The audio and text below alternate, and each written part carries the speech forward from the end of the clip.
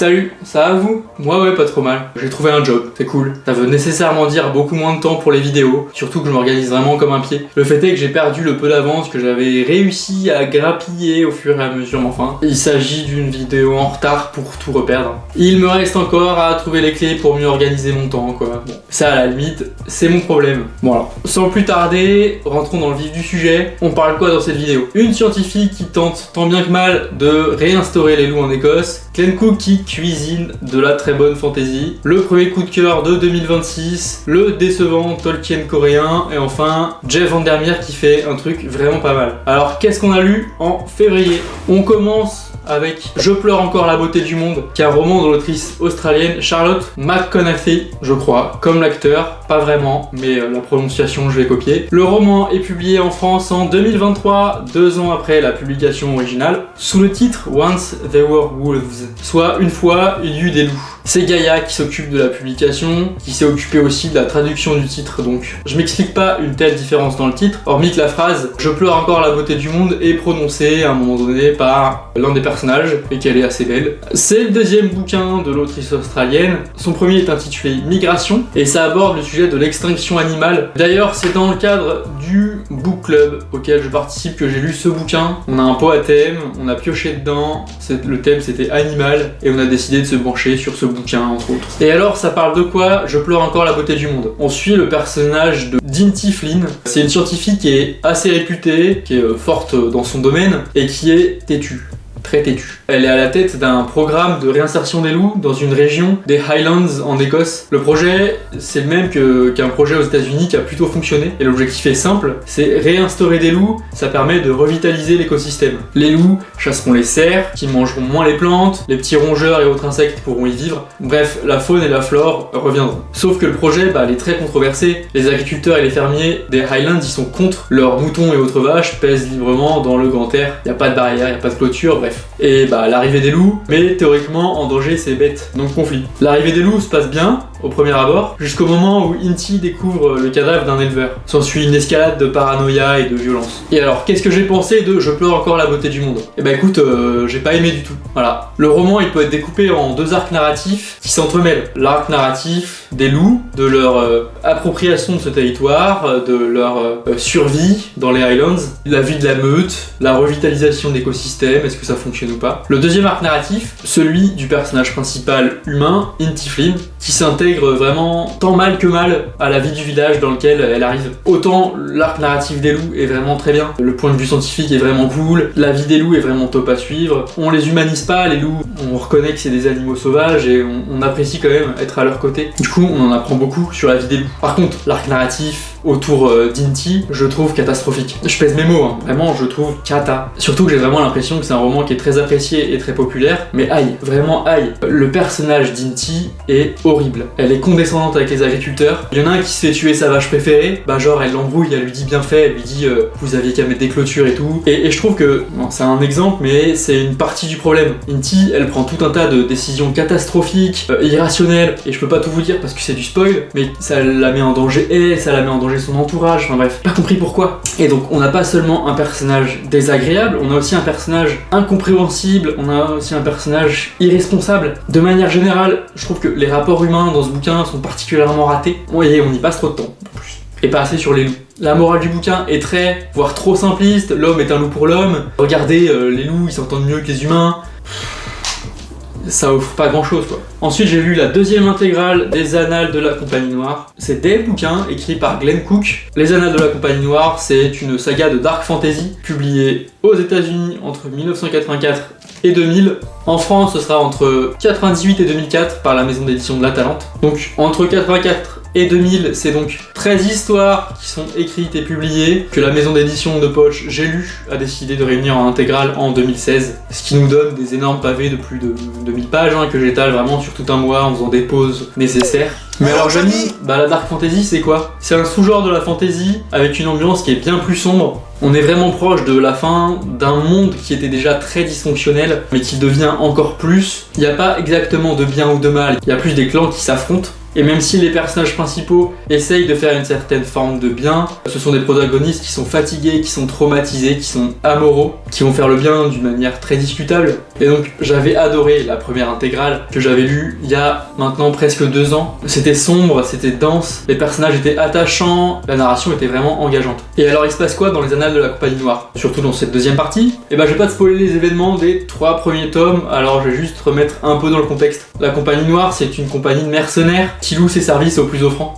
Dans le premier tome, vraiment dans l'introduction à l'univers, la compagnie est engagée par un asservi. Un asservi, c'est un très puissant mage mais qui est esclave d'une sorcière, qui est encore bien plus puissante, qui se nomme la Dame. Et la Dame, c'est un peu une entité maléfique qui souhaite dominer le monde. Et tu vois, donc pas ouf les mercenaires, hein, parce que la Dame, c'est une dictatrice. Ils sont engagés et payés pour se battre contre la Rose Blanche. La Rose Blanche qui est un symbole d'espoir, hein, dans cette contrée qui est décimée par les guerres à répétition. Et dans cette seconde annale, la guerre entre la Dame et la Rose Blanche, elle a pris fin. Et la Compagnie Noire, elle est décimée, qu'il reste plus qu'une poignée de soldats, quelques membres qui décident de retourner dans le pays de naissance de cette compagnie, hein, le pays qui les a vus naître et remonter aux origines de la Compagnie Noire. Et alors qu'est-ce que j'ai pensé de cette deuxième intégrale? Et c'était pas mal du tout, mais honnêtement bien moins bon que la première. Déjà pour la construction de ce tome là, il y a 3 histoires en tout, 2 qui sont la suite directe de la première intégrale qui est ici, et la 3e histoire c'est un peu un spin-off. Et malheureusement il y a qu'une seule histoire de vraiment engageante sur les 3, c'est la deuxième. La première est une longue randonnée avec très peu d'embûches, on ronfle un peu. Le 3e tome introduit plein de personnages qu'on ne reverra pas nécessairement, alors que je m'attendais vraiment à une suite de ce que j'étais en train de lire, donc c'était déconcertant de découvrir que en fait pas du tout. La deuxième histoire par contre, comme je vous le disais, est tout ce que j'attendais d'une histoire des annales de la Compagnie Noire. Du complot, des salauds, des rebondissements, un peu de magie, un peu de guerre, des plot twists. De manière générale, on reste sur de la fantasy de très haute qualité, avec des personnages travaillés et crédibles, et encore mieux, des personnages qui se remettent en question et qui évoluent. On continue le mois de février avec la deuxième partie de la duologie Anathème. C'est très bien. Enfin, duologie pas vraiment, parce qu'aux États-Unis c'est publié en un seul tome en 2008. En France c'est 2018 et des montagnes russes éditoriales pour en voir la couleur. En effet, le projet de traduction il est initié par Brajlon, il est abandonné face à l'ampleur du projet, il est récupéré par Albin Michel, qui prend la décision de découper ce dense roman en 2 tomes qui sortent simultanément. Et je trouve le découpage parfaitement pertinent parce que tout seul c'est plus de 1400 pages, d'accord? J'ai lu la première partie en août et franchement je m'attendais pas à un tel banger.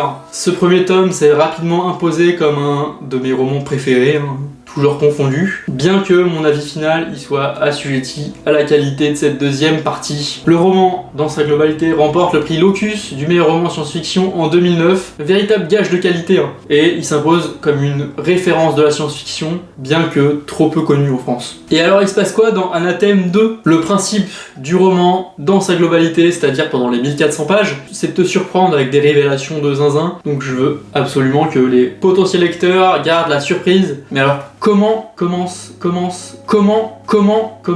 le tome précédent? Le roman, il se passe dans une planète nommée Arbre, et qui est en beaucoup de points similaire à la Terre. Dans ce monde, la société est séparée en 2. D'un côté, il y aura le peuple, en général, et de l'autre, les scientifiques, les mathématiciens, les philosophes et autres physiciens qui sont reclus dans des espèces de monastères. Les 2 parties de la société, elles ont pas beaucoup de lien entre elles, il peut se passer des dizaines d'années sans qu'elles se voient. Et dans ce contexte, on va suivre le personnage de Fra Erasmas, qui est un jeune chercheur dans la congrégation de Saint-Hédard, et ses amis. On va aborder leurs recherches, leur vie sécularienne, sauf qu'un jour, le mentor de Fra Erasmas, il va être banni de la congrégation, ce qui n'était pas arrivé depuis des siècles. Il s'avère qu'il a été banni après une découverte qui pourrait faire trembler les fondations du monde. Et Fra Erasmas, en quête de vérité, il va se lancer dans une quête plus grande que lui et plus grande que ses croyances. Et alors, est-ce que ce deuxième tome est à la hauteur du premier?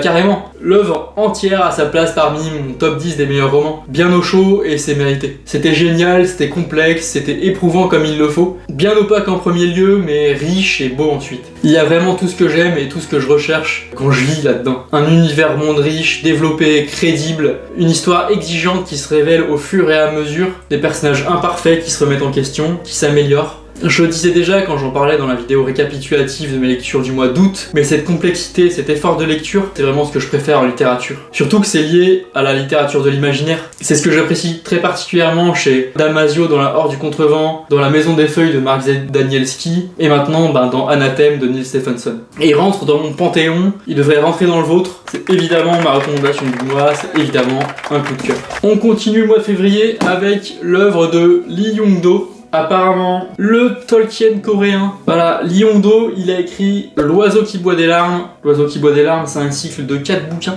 Et ça, c'est le premier tome, Le cœur des Nagas. En Corée du Sud, c'est publié en 2003, mais il faut attendre 2025 pour voir le début de cette saga publiée en France. Et c'est publié par Hachette dans la collection Le Rayon Imaginaire. Dans cette magnifique édition qui comporte un élément discutable, c'est cet autocollant indiquant le Tolkien coréen. Voilà, un autocollant que j'ose pas enlever parce que ça peut faire des traces. Genre le bouquin, ne faites pas ça s'il vous plaît à les maisons d'édition. Alors discutable pourquoi ? Discutable parce que même si Lee Hong-do semble avoir popularisé la fantasy en Corée du Sud, avec 1 million d'exemplaires vendus de ce bouquin, il y a toujours un côté très cyniquement mercantile de comparer des auteurs à Tolkien. Des auteurs qui n'ont probablement jamais voulu de cette comparaison. Et qui les met en difficulté, parce qu'on s'en sort jamais très bien face à une comparaison avec l'auteur qui a rendu tout un genre populaire. Faut jamais comparer les auteurs à Tolkien en fait. Mais j'entre dans le bouquin avec un esprit ouvert, mais un peu de méfiance quand même, parce que on compare pas à Tolkien. Sans vouer un culte au bonhomme, mais ça met des attentes qui sont peut-être un peu trop hautes pour le bouquin. Et alors, Lee Hong-do, il nous raconte quoi dans Le cœur des Nagas ? Déjà, un peu de contexte. Dans cet univers de fantasy, il y a 4 races. Il y a les Nagas, qui sont des reptiles à sang froid, dont le cœur est prélevé quand ils entrent à l'âge adulte. On aura les Rekon, c'est des hommes coqs qui sont gigantesques et qui sont très puissants, très forts, tu vois. On aura les Tokebi, c'est des créatures qui sont capables de manipuler le feu pour en faire des illusions. Et puis on aura des humains, des banals humains. Et donc plus de 1500 ans avant les événements du cœur des Nagas, cette race-là a déclenché un conflit contre les autres races. Et suite à cette guerre, ils ont été un peu bannis dans une forêt, dans la forêt de Kiboren. Et donc un beau jour, un membre de chaque race va être convoqué par un monastère et ils vont être investis d'une mission. Parmi ces cas, tu auras Ryunpei, qui est un jeune Naga fragile et naïf, qui veut pas rentrer dans l'âge adulte, il veut garder son cœur. Il se voit contraint d'accepter cette mission malgré lui, mais mission qui pourrait sauver le monde du chaos. Et alors, qu'est-ce que j'ai pensé du cœur des Nagas ? Pas fan. Pas fan. Le bouquin, il souffre bien évidemment grandement de la comparaison avec Tolkien. C'était une mauvaise idée. Déjà parce que c'est un bouquin pour un public plus jeune que Le Seigneur des Anneaux, qui est pas mauvais en soi, mais si tu compares ton bouquin avec Tolkien, c'est ce qu'attendent les gens. Surtout s'il est en plusieurs tomes,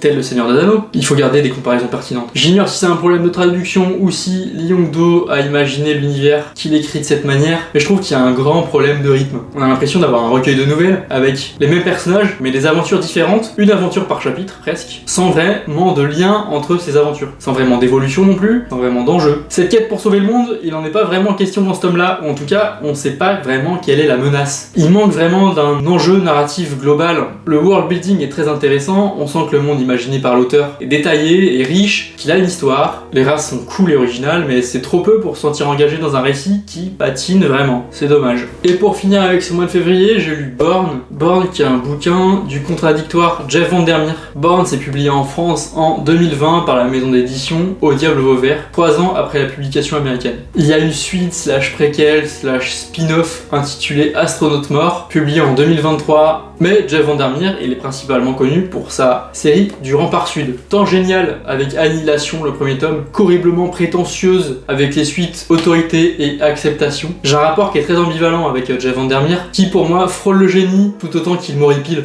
J'ai particulièrement apprécié son recueil de bizarreries intitulé La Cité des Saints et des Fous, exemple parfait de la weird fiction. La weird fiction, littéralement c'est fiction bizarre, c'est un genre dans lequel le récit il prend ancrage dans un univers réaliste auquel sont intégrés des éléments narratifs pouvant appartenir à la science-fiction ou à la fantasy. Il y a aussi divers éléments surréalistes ou qui se rapprochent de l'horreur. C'est grandement inspiré de Lovecraft. Jeff Vandermeer, c'est presque un des créateurs et un des artisans de la weird fiction, et c'est l'un des plus remarquables. On parle de quoi dans Born, pour en revenir au bouquin ? C'est un roman post-apocalyptique dans lequel on suit Rachel. C'est le personnage principal qui essaie de survivre tant bien que mal dans une cité qui est dévastée et contrôlée par 2 entités maléfiques. On aura un ours brun gigantesque nommé Mord et son antagoniste, la magicienne. Les deux, ils luttent pour le pouvoir sur cette ville en ruine. Et cet équilibre, il va être perturbé lorsque Rachel, elle trouve une entité étrange et non identifiée sur le pelage de Mord. Cette identité ressemble un peu à une plante, mais qui serait douée d'intelligence. L'entité s'appelle Born, et elle grandit exponentiellement, tant en taille qu'en intelligence. Qu'est-ce que Born ? Qu'est-ce que peut réaliser Born ? Est-ce que cette identité cosmique indescriptible peut sauver Rachel, peut sauver la ville ? Et alors, qu'est-ce que j'ai pensé de Born ? J'ai toujours un peu peur quand je commence un bouquin de Jeff Vandermeer. Est-ce que ça va être génial ? Est-ce que ça va être de la merde ? Parce que les 4 autres bouquins que j'ai lus de lui, c'est soit l'un soit l'autre. Rien entre les deux. Alors j'ai toujours ce petit frisson. Il s'avère que Born, c'est pas mal du tout, Alors c'est pas très original. Une cité détruite par une entreprise de biotechnologie, un personnage plein de bonnes intentions qui essaie de survivre dans ce contexte, la rencontre avec une entité qui a le pouvoir potentiel de tout régler ou de tout rendre pire, mêlé à un roman d'apprentissage, puisque Born ne connaît rien à rien quand on le rencontre. Mais c'est vraiment bien écrit, et Born est un personnage qui est vraiment très intéressant dans son évolution. Justement, Born, il apporte assez de bizarreries pour en faire un roman assez original. Dans ce roman, la force de Jeff Vandermeer réside plus dans son bestiaire que dans les situations décrites, même si elles sont bonnes et pleines de suspense, mais c'est par l'intermédiaire de Born qui est attachant et crédible, et pourtant on n'arrive pas vraiment à savoir à quoi il ressemble, mais aussi l'intermédiaire de Morv, l'ours géant qui était autrefois humain, que le roman se démarque, et qu'on ressent tout ce que la weird fiction peut apporter de riche et d'étrange. Voilà tout pour le mois de février, un mois très ambivalent, du très bon et du très décevant, des bonnes choses et à la fois des choses moins bonnes, un peu comme la vie quoi, je sais pas, bref. Merci à tous d'être restés jusque là, j'espère que vous avez apprécié la vidéo, si c'est le cas n'hésitez pas à la liker pour de vrai, à vous abonner, soyons fous. Le mois prochain on va discuter de l'Assassin Royal, on va discuter de la conclusion de la saga la plus fédératrice du monde, on va discuter d'un type en colère, d'un requin qui tue des gens, et enfin d'une grande saga de science-fiction. Alors à la prochaine, salut!